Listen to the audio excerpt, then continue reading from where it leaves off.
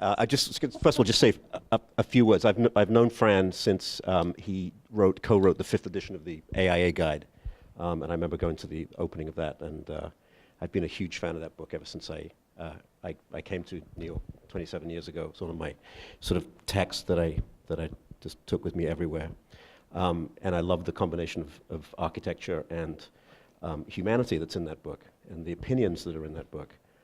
Which make it more than for those of you who know it, I'm sure lots of you know it, but it's more than just a guidebook. And I feel the same way about this book too. It's I have to say, I mentioned this to Fran the other day, when the UPS man dropped this in my hand about three weeks ago, it's like a 500-page book on the history of a single street in New York City. I was like, oh my God, what have I got myself into? And it is an amazing read. It really reads like a novel. It is a page turner. It has fascinating people in every chapter, every page. It really is. It's an amazing novelistic read. So, Fran, I know we went through in our coffee shop conversations together a bunch of questions, but I don't know if you want to start here, but we're in this amazing place. I've never actually made it up to the 3rd floor here, and books and booksellers is a big part of the history of Broadway. And this area used to be full of book stores. Do you want to talk about books as a kind of kickoff for a moment? Test. I've never done a handheld mic in my life. I've done, mic stands, that kind of, but I've never done the Vegas. Yeah. Sorry, what did you ask me? I was going to ask you about books, if you wanted to start off that way. Oh, because we're at the Strand. Yeah. Yes. Yeah. And we're on Broadway. Right, exactly. So both of those things. Well, Broadway has a rich history as a place of booksellers, but I miss that whole era of the famous Booksellers Row. But the Strand is one of the only places left. And but in doing the research into the Broadway book, I realized that there used to be dozens of bookstores right around here. So the Strand is kind of the last vestige of that. But in the 19th century, on Union Square, just north of here, there was the most famous bookstore in the country, probably, which was Brentano's. And there was also D. Appleton and a bunch of others that have completely faded from memory in the 19th century. But Broadway as a place of booksellers turns out it has a rich history going all the way back to the colonial period. So originally, the bookselling district was around Trinity Church and St. Paul's Chapel down by City Hall. And like everything else on Broadway, it just kind of gradually moved to the north along with the theaters and the hotels and the restaurants and everything else. There's now only Alabaster Books. Is that the only one left on 4th Avenue? It's the only one I know of. I mean, a couple of years ago, there was a little bookshop, I can't remember the name, right across Broadway from where we are, yeah, on the other side. And Alabaster is still there on the Bowery. Right. And there's another one on 17th, right, on the north side of Union Square. I forget the name of it. Starts with a B, I think. It's right, giant. Right. I can't remember the name of it, though. Something and something. I don't. Amazing research. That. Mm-hmm. But that's not really a bookseller. Right. That's they're more of a kind of a storage house of books. Right. This is a bookseller. Right. And Ben and I have talked. Now I'm going to digress, but Ben and I have talked a lot about the demise of Book Court in Brooklyn and how heartbreaking that was. And they too were a bookseller in the best sense of the word. They didn't just put books on the shelves, they really curated their collection and gave it a lot of thought. Yeah. And that's what the Strand does. Right. And I've never been up here either. It's extraordinary to see this room. This is an amazing place. The whole history of Broadway is this sense of movement from the lower end, Bowling Green, all the way up, and it's merchants, it's churches, it's bookstores, it's circuses and everything, and in this incredible pace they get displaced. And I can see obviously why, in some way, why Broadway is a it seems like a natural choice. But you you originally, I think, made the assumption that there were actually a lot of books about Broadway. And when you did when you started digging, you found that there were incredibly few about this amazing Yes, street. and that's why I ended up writing about Broadway. I had worked on the AIA guide, and that was an incredible experience. But for those of you who are not aware of the AIA guide, it's about 1,000 pages and covers all 5 boroughs and virtually every street in the 5 boroughs. And I worked with Norval White, who was the surviving co-author, and he was retired and in France, but he insisted that I walk every single street and take all the photographs myself, along with my students. And so that was a wonderful experience, but the thing about the guide was that I got so excited about writing about New York. I would write page after page after page, but then Norval would cut it down to a paragraph, or in some cases a line or two. And I remember writing pages about Canal Street, for instance, and it ended up only being a paragraph in the final book. So that was really frustrating to me, and so I wanted to write something where I could kind of not be so confined by space and write something as long as I wanted to. And I think it was Howard, my wonderful agent here, Howard Morheim. Can you raise your hand or something? Like, this is my agent, Howard, the great Howard Morheim. And the success of this book, the existence of this book is really, I owe to him. And without him, it never would have happened. And I believe it was Howard's idea to write about one street. The idea was that if I take this one sliver out of the city, then I could write as much as I wanted to, and it would also be more focused than the AIA guide. So that was the idea. But then which street to write about? Well, I thought, as you say, I figured there were libraries full of books about Broadway. So I kind of thought about that, but then moved on. And for a while, I was thinking about Park Avenue. I thought that would be interesting. And I was thinking about 42nd Street. I thought that would be interesting. And I thought about some other streets. I was thinking what would be interesting and also what would be relatively easy to do after the AIA guide. Right. But this took you 8 years. So 8 years later. I ended up doing Broadway because I found that there were only a couple of books in existence about it, which is astonishing to me. There was the great 1990 David Dunlap book, which was called On Broadway, which is sadly out of print. So that's a wonderful comprehensive history of the street, and in some ways provided the model for this book. But that was mostly photographs, and I wanted to get more into the history of the street in more detail. And then the other book was from 1911, so there wasn't a lot between that I found.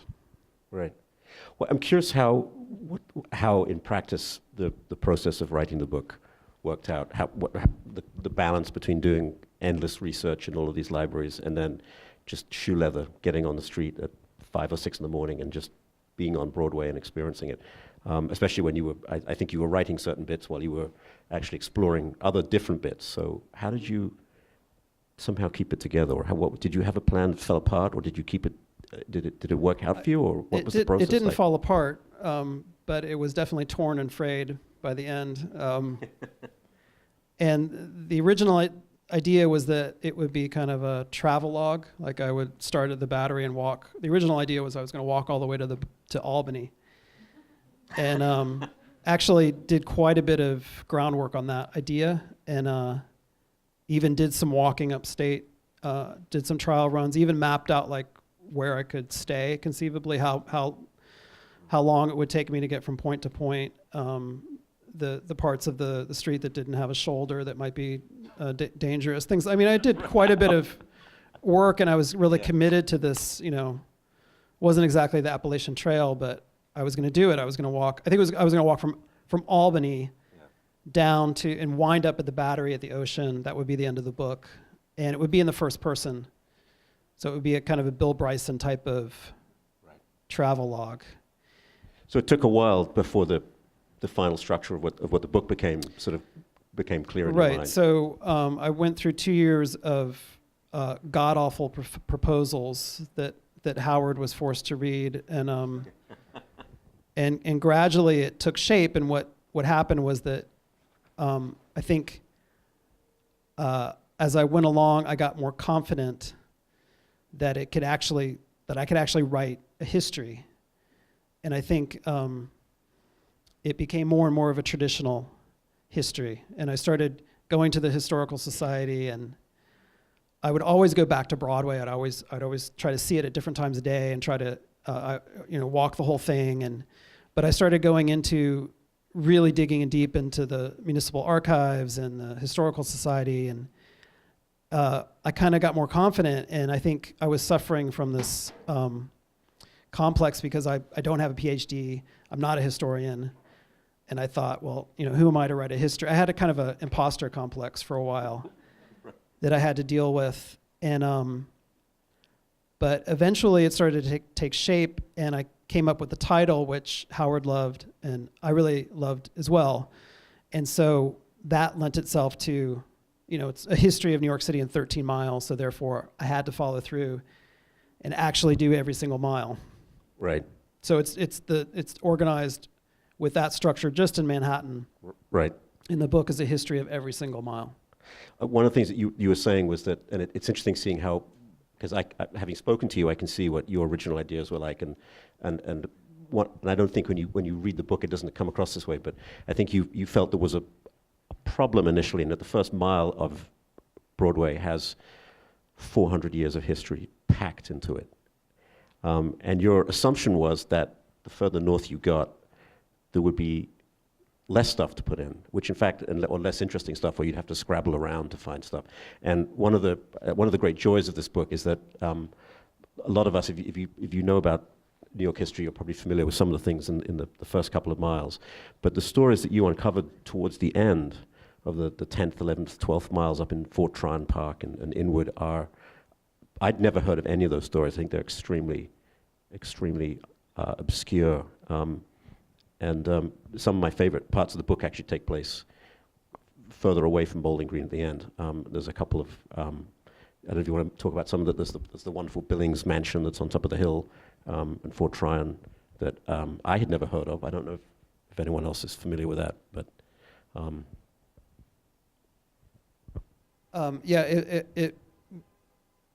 That was something that I saw coming because I had set it up that way, and I had to follow through with it. And everybody knows about Broadway's first couple of miles.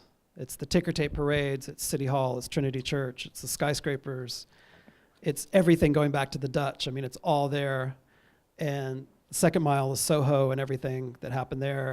And then you get to Union Square and this area where we're right now. And that part of the book, it was difficult to figure out what to keep and what to leave out. And I ended up cutting out a lot of chapters. So there was an entire chapter about the Woolworth building that I had to cut out because of space, for instance. An entire chapter about the celebration following the opening of the Erie Canal, which I loved that chapter. But the first mile was getting so long, I thought, my God, half the book is going to be the first mile. And when I first met with my editor, John Glusman at W.W. Norton, and I first met him, but before they had agreed to publish it, I was trying to make the best impression I could, and they kind of asked about that a little bit. I think it was actually the president, Drake McFeely, asked me about that specifically. And I said, oh, don't worry. I said, the truth is, once you get up into mile 11, 12, 13, I found that's actually, if anything, more interesting than the first mile. And it was total bullshit because I hadn't even really done the research for that. So it was, so that was a little white lie. You knew a little bit about the Billingsworth mansion. Now you can tell John that, Aaron. Really? Just a fragment. Sorry? And then there was the crazy guy who laid claim to 70 acres of prime Manhattan real estate. He issued lawsuits against the Astor family and was forced to go away and then Mhm. returned a few years later and pursued his claim. Well, yeah, which- what I found was that once I got above, say, mile 7 or 8 or something like that, it was actually a blessing that there were fewer obvious stories, no more Woolworth building, no more ticker tape parades that I had, that anyone buying a book about Broadway is going to need. Was it The freeing? theaters. I imagine the weight of all those. If I'd been writing the book, I would have felt the weight of all those previous authors Yeah, it was peering over my shoulders. the first few miles were kind of a jigsaw puzzle to figure out what had to go in and what I could put in, and still have it kind of have a unifying voice. Once I get up to the west side and into Washington Heights, there were fewer obvious stories, so I was freer. I could really kind of flesh out a few stories that I thought were really interesting. So there's a whole chapter about John James Audubon. And then my favorite one is the 12th Mile, where Washington Heights is going by, turning into Inwood, on the one you mentioned in Fort Tryon Park. And at that point, after working on that for a few months, I realized that entire mile, mile 12, could just be these 3 biographies of the Cornelius Billings, CKG Billings, this gas tycoon from Chicago who builds this chateau atop what became Fort Tryon Park. So that's one chapter, and then I go from there down to the other side of Broadway to a squatter who's looking up at him, who's this great character named Martin Mullenauer, who claims that he owns all of Fort Tryon Park and about 70 acres of other prime, of course, it's always prime real estate. Right. And so I devoted a chapter to him and these court cases that he was going through to try to prove that he was the owner. And then the last person was George Gray Barnard, who was the great sculptor who founded the original cloisters that then eventually was built on Fort Tryon Park. Right. He's a fascinating character. He sounds like a complete lunatic, but he spent. Yes, there's a lot of lunatics. There are a in the lot of book. lunatics scattered throughout. I mean, that's one of the amazing things to me about the book, is that it is probably America's most American street, and the people who created it are filled with this incredible, sometimes almost demonic energy. And Broadway was really built without. It's interesting, we were talking about this earlier, but there's almost an unfettered way in which Broadway developed. If a real estate tycoon decided that they wanted to build the world's biggest emporium of imported china and French silks, they did it. There's a wonderful story in here about a man who built the first subway tunnel without telling anybody about it, which went for 2 blocks, I think, or a block? I think it was only a block. A block. It was a demonstration subway. A demonstration without any city or state knowledge of it. Completely in Yeah. secret. Yeah, it was a pneumatic tube, was it? Or was it? Was it driven by? His last name was Beach. I can't remember his first name Yeah. now. I'm beginning to forget the book. It's actually kind of nice. But there seems to be one of the things that characterized Broadway that I found so remarkable reading the book is there's almost no regulation that stops its development. It's a free-for-all that starts down at Bowling Green and just rolls forward. And in fact, as we were talking about a few days ago, the only place where that is the exception is in the Manhattanville housing projects, where Robert Moses and the city and the state and federal forces came in. They said, we're going to build a very specific, socially engineered housing complex. And it's the one, you described it yourself physically as walking it, as it feels like an abrupt halt to your progress. Do you all know where this is? It's Manhattanville it's right north of Columbia. Suddenly Broadway goes downhill into the valley and then back out again, and the subway tracks continue over it on a viaduct. And then you get these huge housing projects down there. Almost nothing but the huge housing projects. Which all, I believe, turn their back on Broadway. Is that right? That's it's right, yeah. one place where the buildings seem to actually ignore this street. So one theme that occurs over and over in the book is how important commercial buildings are to Broadway, the life of Broadway, and also residential buildings, but that they all have to face the street. The important thing is that they all engage the street, and that the whole life of the street was part of you couldn't separate the architecture from the street itself. And that was true of the mansions that were built in the 1820s to the later hotels of the mid-19th century and the theaters of the early 20th century, they were all built in a way that they engaged the street. And then in the 50s, they started building these FHA projects, and they turned their back to Broadway. And I go by this almost every day, and I look down at the projects from the subway on my way to City College, and it always just seems like such a waste that they decided to turn their backs to it. But that wasn't a concern of theirs. That was in the era when modern city planners, modernists were looking at the city from above, and it made sense. And if you look at it from above, it makes perfect sense. It's a beautiful geometric pattern of these buildings. But when you're actually there and when you're walking on Broadway, you go downhill and you hit those housing projects, and the life of the street just goes away. It's dramatic. Right. You sense that reading the book very much. This tumultuous sense of life just comes to a. And that was the hardest part of the book to write. And I knew I think I actually skipped Manhattanville, and I wrote. Oh, you did? I went directly to Washington Heights because I was like, great, that's a neighborhood, I can deal with that. Right. A more cohesive neighborhood, and then I went back and did the Manhattanville section. Right. The summer of 2016. I kind of saved that for the end because I didn't really want to. I didn't want to know. And what I uncovered was even more tragic than I thought, and that was a very difficult section of the book to write. And I don't think it's the funnest section to read. And we were talking about this the other day. Actually, now that it's done, I kind of think that in a way it's kind of okay if you're reading the book and you kind of get stalled there, because if you're walking the street, you kind of get stalled there too. Everything's great. You're up on the plateau of Morningside Heights, and then you have to go underneath the subway. It very much feels like that when you're reading the book. It's a wonderful walk. It's a breeze, and then suddenly you have the sense of physically being stopped. One of the other questions that I want to ask you is that, well, there's some, obviously, I'm sure there's some real New York City fanatics in the audience, but if you're like me, you know your little patch of where you live. You know your street. You know a certain stretch of subways that might go for 8, 10, 15 stations or stuff. And then there is this mysterious land that falls off.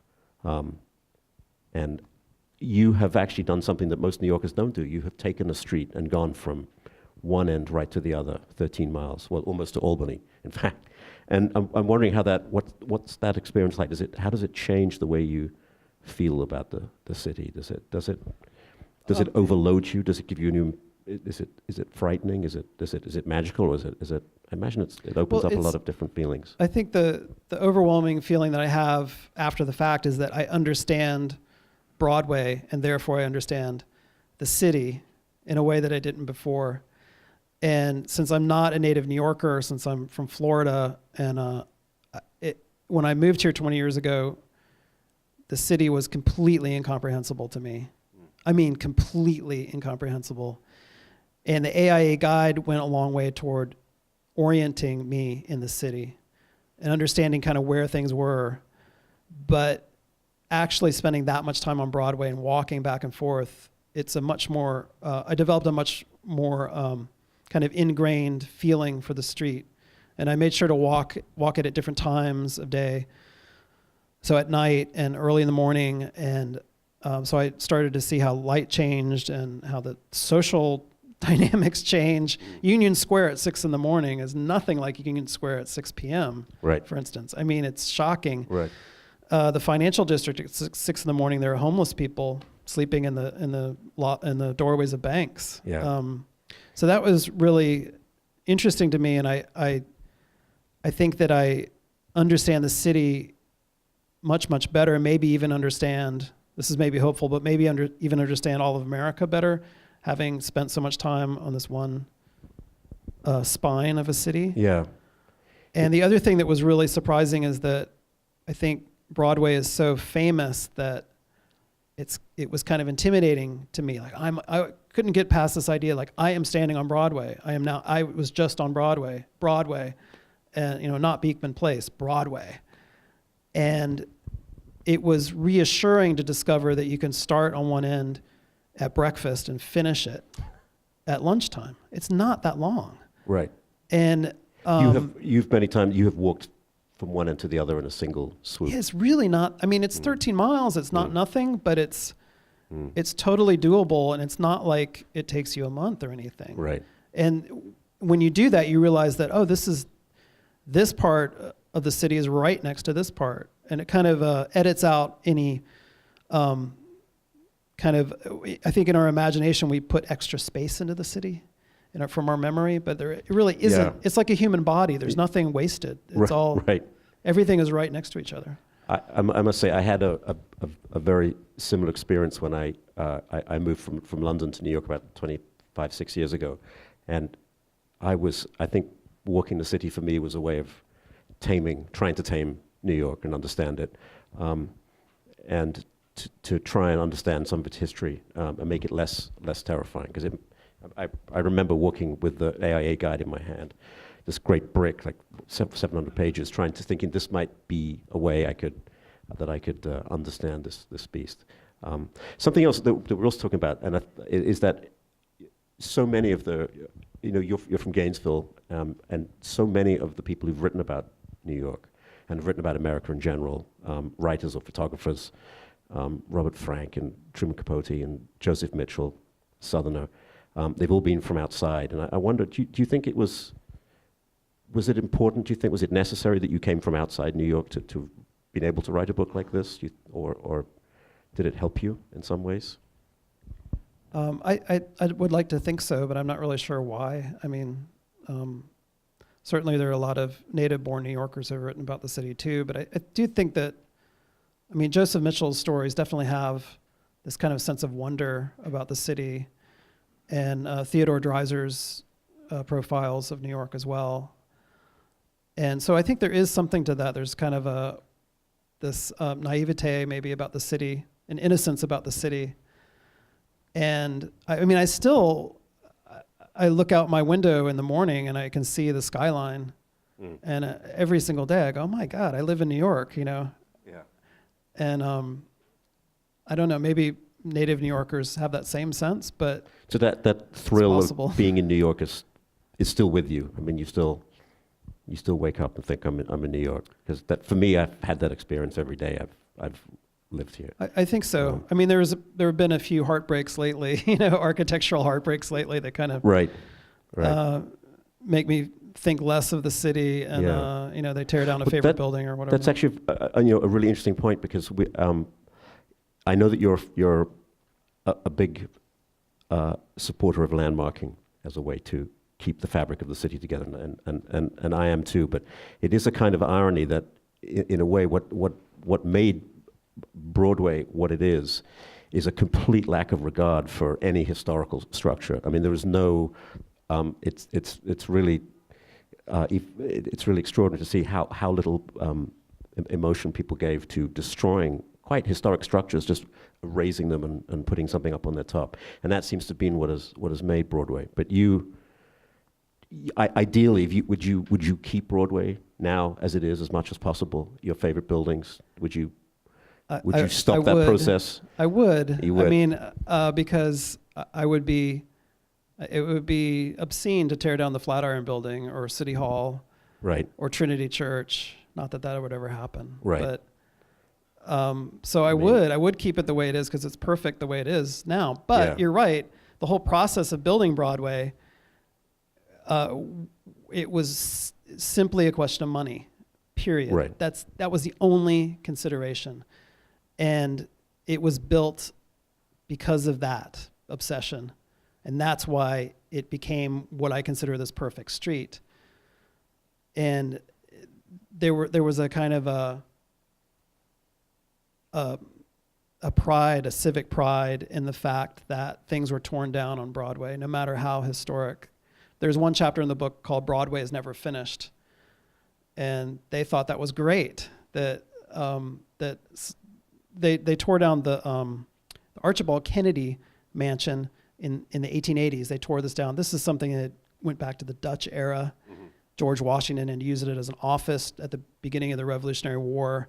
If there's ever a building that should have been landmarked, it was that one. But they tore it down, and there was never even any protest about it.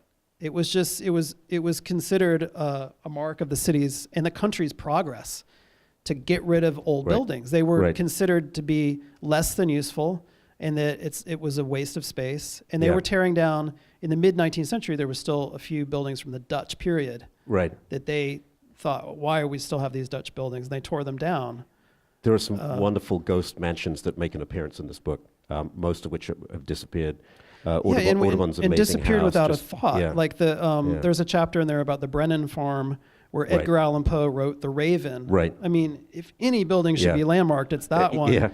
But not only was it torn down, it was torn down without any sort of ceremony or anything. It was just one day it was gone. And Audubon's house is the same way. Just one day it was gone. There's never even any discussion.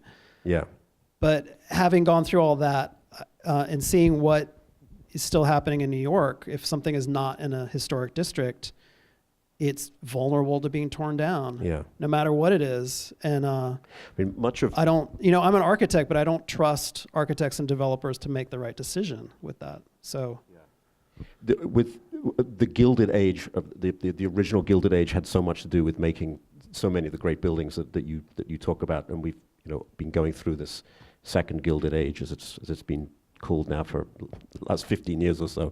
Do you think that, it's slightly off the track on Broadway, but do you think will we look back and say good things about the glass boxes that have been going up since the Bloomberg era everywhere? Or do you think... I don't think so. The big difference is that... What is the difference? The first Gilded Age, 1870s, 80s, those buildings were incredibly well built.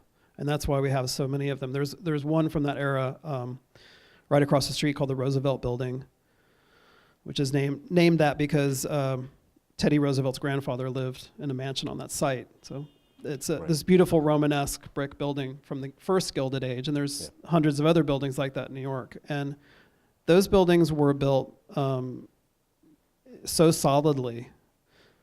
And the buildings that are happening now in the second Gilded Age, with some exceptions, the run-of-the-mill buildings just aren't built as well and aren't built to last. So they're not going to last because they're not designed for that purpose. So we're not going to look back and say that that's a fantastic condo building on Court Street. Thank God they built that 100 years ago. No, I mean 100 years from now, God knows what's going to happen to those metal studs and drywall, and they won't be there. One of the other things that comes across in this book so well, and particularly in the section that you talk about with the theater district, is how much Broadway became a model for the rest of America, which copied it slavishly, particularly the lighting system, the origin of the Great White Way. Can you talk about some of the ways in which Broadway became a model and was taken up by other cities across America? The Great White Way? Well, I think that's probably the most obvious example, right? With the new electric lighting systems that were coming in, or gas lighting coming in before then. Well, one of the interesting things about Broadway is that this is a history of the whole street, and I was trying to return Broadway from this mythology to an actual place. But the mythology of Broadway is something that everybody knows about around the world. So if you ask someone what Broadway is, they'll probably say something like theaters or lights or maybe ticker tape, something like that.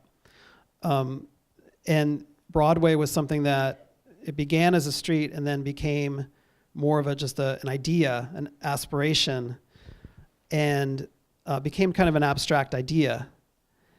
And the Great White Way had a lot to do with that. And that was based on a brand new technology, which was arc lighting in the 1880s. But it was so successful, this idea that we can light up a section of the street brightly enough at night that people continue to buy things there. That was the whole insight there.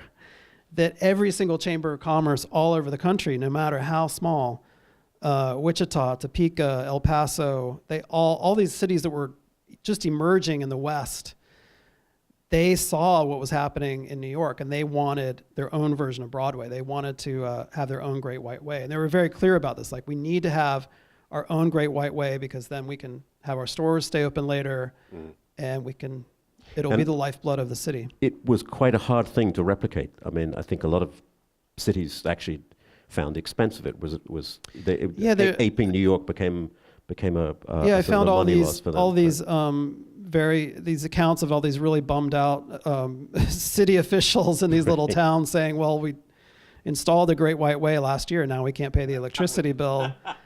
And we have, we did all this and the lights are always off and we turn them on once a month and stuff. So they realized that they couldn't so easily replicate Broadway. And that led me to this other conclusion, which is that Broadway is not something that you can easily understand. There's this strange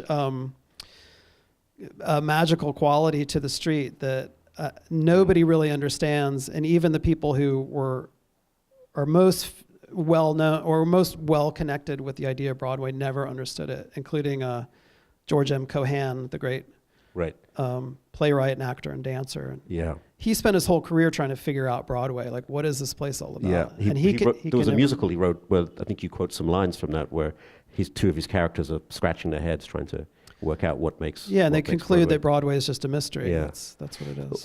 It's something you say even early on, which I thought was lovely in the book, when Broadway was no more than maybe a mile long, is that people already thought they were thinking of the myth of Broadway, the concept of it in their mind, that it was already the greatest street in the world, when it was actually just a muddy track filled with horse shit. That was really it was about a mile long, and that was really surprising to me that. But it was already being mythologized at an incredibly early. I thought that period. It developed and then it became this mythic street. It's actually the opposite, that they invented this myth about the street and then it developed according to that myth. And the first mile that goes from the Battery up to City Hall or to Canal Street, that was developing. But meanwhile, in the 18th century, the second mile, which became Soho, was completely vacant land and into the early 19th century. So I spent months at the municipal archives looking at the real estate assessments year after year for all of these and comparing the property prices in the first mile versus the second mile. And what I found was that in the second mile, even though Broadway was nothing but vacant lots, those lots were already more valuable, way more valuable than any street around it. Mm-hmm. So in other words, they were already giving Broadway value that it really didn't have. It was just, it was kind of wasted farmland and shacks and things like that. You could be literally 1 block away from Broadway off the side and the property price would be it was a quarter of what land was. So they were banking on Broadway being the main street. Right. So they invented this mythology and then then they built it. Right. I should have said that in the book. I didn't put it that way. All these things have come out too late. Well. I'm sure other people have questions. We were just talking about myths, and I wanted to hit on a couple more myths. First of all, I had believed this to be true, absolutely, that Broadway was based on an old native Indian trail.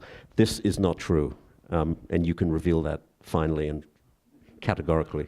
Can you? Well, You're looking nervous. Now I'm not so sure. It seems unlikely that it was. That's probably the thing that most people know about Broadway's history. They say it was an Indian trail. And so I was curious about whether that was true or not.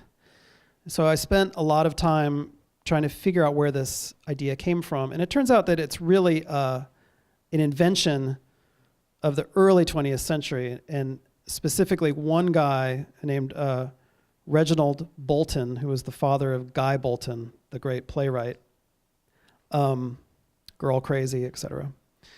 And he lived in Washington Heights, and he kind of wrote these kind of histories that were very conjectural, but he had actually discovered a lot about the Lenape culture in Manhattan. He had discovered grave sites in Inwood, and so he kind of knew what he was talking about. Like he had really resurrected a lot of the history of the Lenape that had been forgotten.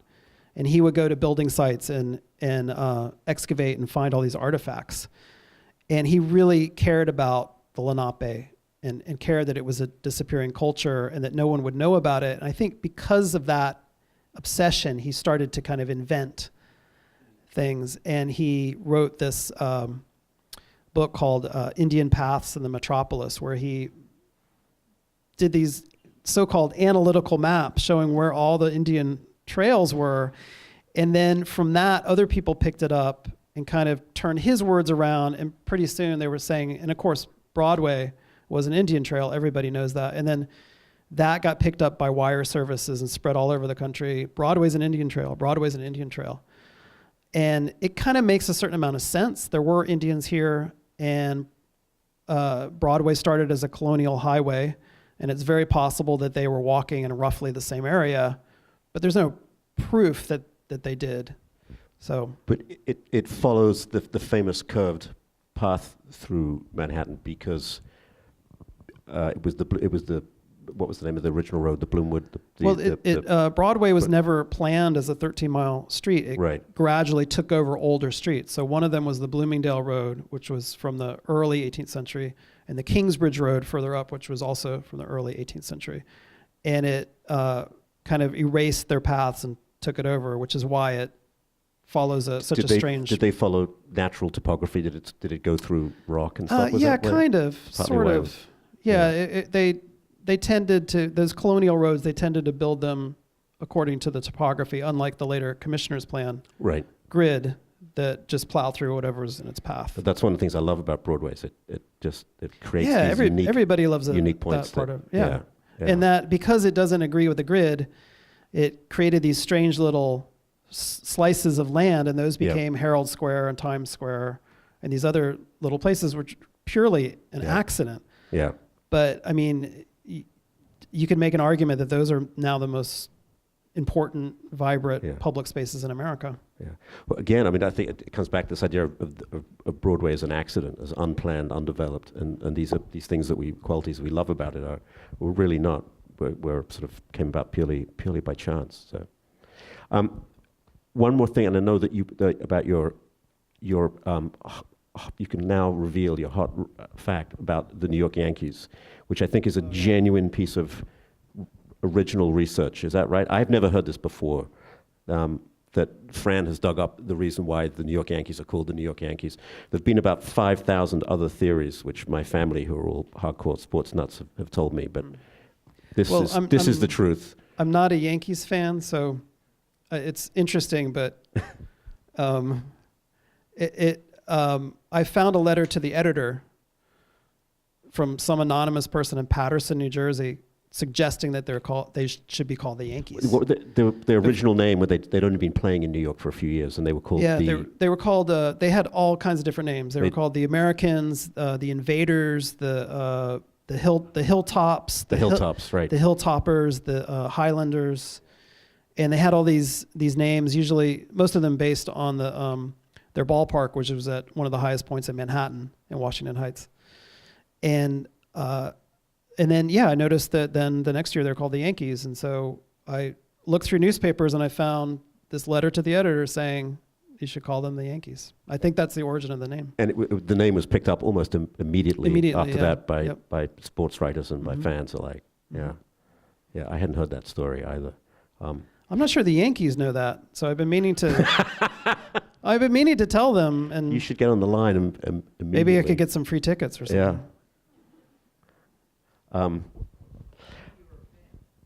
If you were a fan. Well, I would give them to you, Gene. I don't care about seeing the Yankees play, but I'm sure. How are we doing for time? Does anyone have any questions for Fran? About yeah. So about a year ago, you led a design studio at City College focused on Broadway. So I was wondering if you could talk a bit about interacting with the students over this one street, or any takeaways that may or may not have made it into the book. When I did the studio, that was just last spring, right? I was just, I should have done that studio earlier in the process. I was just finishing the book at that point, and it was a wonderful studio. I should have done it earlier. It was 4th and 5th year students combined, and I had a great group of students. And the amazing thing about that, but also the frustrating thing, was that they taught me a lot more about Broadway than I taught them, which is what always happens in a design studio, whether you know it or not. It's the instructor that ends up learning everything from the students. And they brought in all this research that I went into that studio thinking that I just almost finished with this book. I'm the Broadway expert. And it turns out that, they would come in with all this stuff like, I never heard of that. I didn't know that was there. And so it was a great experience. But at that point, it was kind of getting a little too late to change the book. But some of that, especially in Washington Heights, that really informed the book because some of my students were from there and they had all these personal memories and experiences that I didn't know about. So it was really productive. But I should have done it earlier. Anyone else have any questions? Yes. Hi. Quick question, seeing as you teach just up Broadway from the new Manhattanville campus. Any thoughts? Because you're saying that the Manhattanville projects was a painful portion to have to deal with or write about, because it is an occlusion or a weird tear in the city. So what do you make of the Columbia Manhattanville campus? It's still this. Oh, Bits and the one pieces. that's being built right now?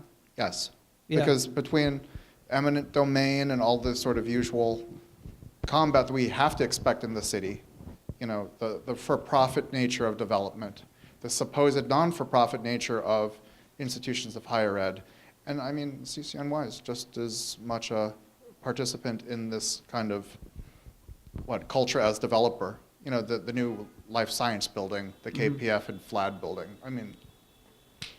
Well, Columbia, they were responsible for building the housing projects that we talked about. They were the instigators, and they were one of the projects, the Morningside Gardens project, was a collaboration between Columbia and St. John the Divine and Teachers College and Barnard and some of the other institutions in Morningside Heights. And it was really an effort on their part to deal with what they considered to be the urban blight in Manhattanville. And so this was something that started after World War II.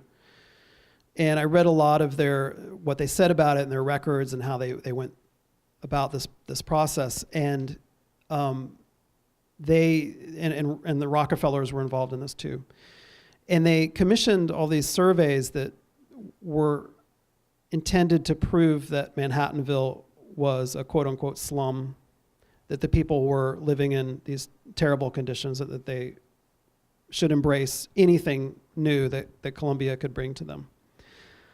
And I was amazed that I read the actual surveys that they did, house by house surveys, and asked them, are you happy living where you are, and things like that. And the results were not conclusive, but they portrayed the results as being conclusive. So they ignored their own surveys, these surveys that were paid for by Rockefeller, which I thought was very suspicious.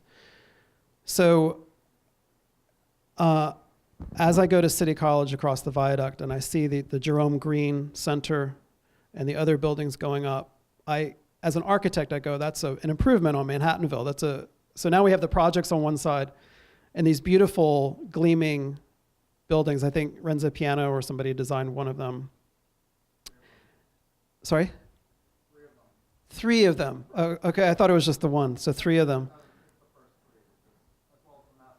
Right. So by that point, I'm standing up on the train because I've been on it for an hour since Brooklyn, and I'm ready to get off. So I'm always standing at the window, one stop to City College, and I'm always looking, and it's like you can decide which way you look out the window. Am I going to look at the Grant houses again, or am I going to look at these beautiful buildings that are being built? I always look at the beautiful buildings, and you can look into the window of the Jerome Green Center, and I go, oh, that's a really cool desk. Look how they did that HVAC. That's so cool. And, as an architect, I really like it. But given everything I've read about how Columbia has been dealing with Manhattanville as a place going back to World War II, I'm very suspicious. So I'm just very skeptical about that whole thing. And I can't really even say exactly why, but the whole thing I'm not sure how I feel about it. I guess we'll see how it turns out. It didn't displace a lot of people. I think it was mostly warehouses that were torn down for those buildings. But There's still a lot of, there were several businesses that were, taken, for lack of a better.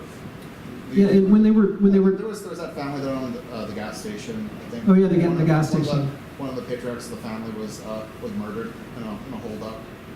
There's a little bit of drama. But the Studebaker factory's there. That's currently where some of the admin is, and it'll be kind of interesting to see how it plays out. The Dillis Video Business School, I think, is a little bit of a boondoggle. I'm kind of curious to see how that one turns out. Does anyone else? A very quick question. I don't need the mic. Fran, what's your next book? So this is Howard, my agent. I have no plans to write another book right now, Howard. Having just finished one book. This is a running joke between the two of us, just so you know. Yes. I have a suggestion for you for the other book. Howard, you and I can deal with Okay. this later. First of all, born and bred New Yorker, not an architect, but I'm old enough to remember Pennsylvania Station when it was Pennsylvania Station. So my bias is laid in front of you. How much of the development in terms of Broadway had to do with less the architectural and more the development of modern housing? What always springs to mind for me is the Dakota, for what it was, and the buildings that all of a sudden had steel structures and were able to put in elevators and things like that. I mean, that's not part of the history, but it must have crafted part of the history. Oh, that's absolutely. I mean, that is Broadway's history in a nutshell. It's about how do we build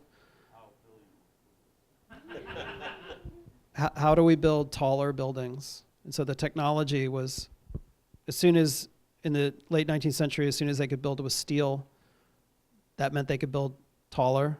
And whether what you call the architecture is probably, you're thinking of the kind of some of the stylistic elements and so then whether it was Gothic revival or Renaissance revival or whatever was beside the point. It was about technology and how tall they could build. And one of the chapters is about an attempt to build the world's tallest building just north of Columbia.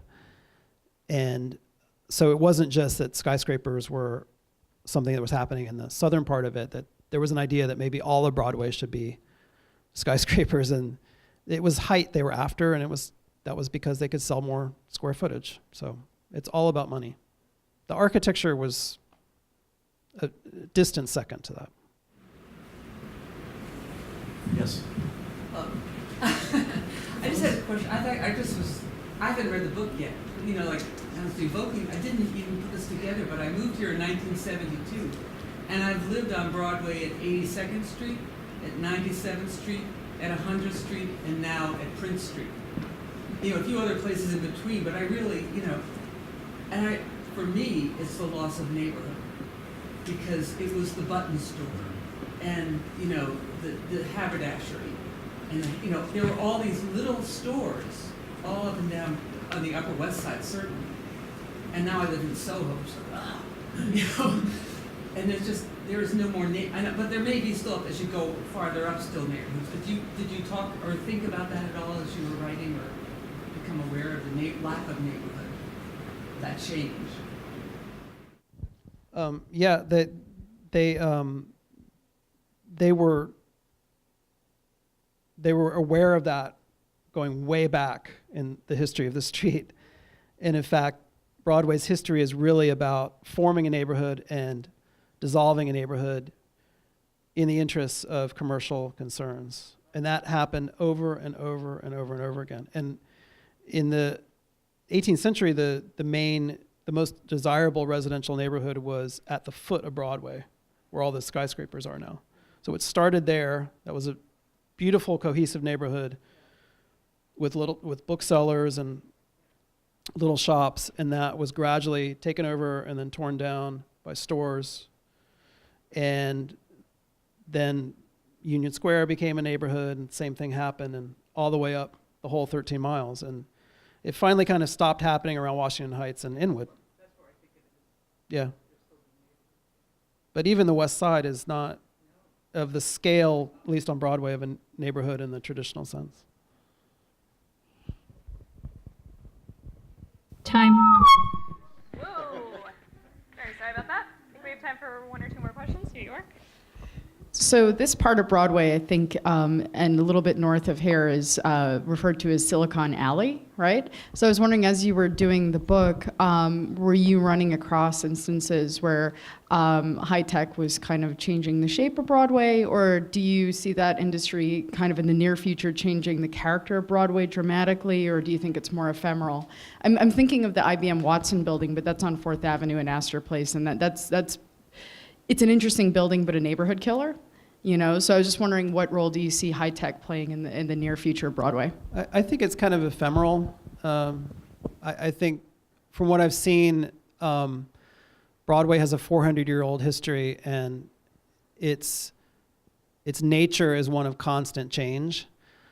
And I think that there have been other there have been so many times when one pursuit, technological or cultural or financial, would take over a certain part of the street and completely change it. I mean, the Flatiron Building was a product of that. That was more and more companies moving in, needing more space, publishers moving into that area. And there would be, if you look at city directories going back a couple hundred years, you can follow the street, and you can see these clusters of pursuits kind of coagulating around different parts of the street. The booksellers district, the show card printing district. And now we have Silicon Alley, but it's kind of just part of that progression. It will change the street, but then something else will come along in 5 or 10 or 20 years, and that will be something that starts to change the street too. So I don't think it's going to change it that dramatically, although I've been wrong before.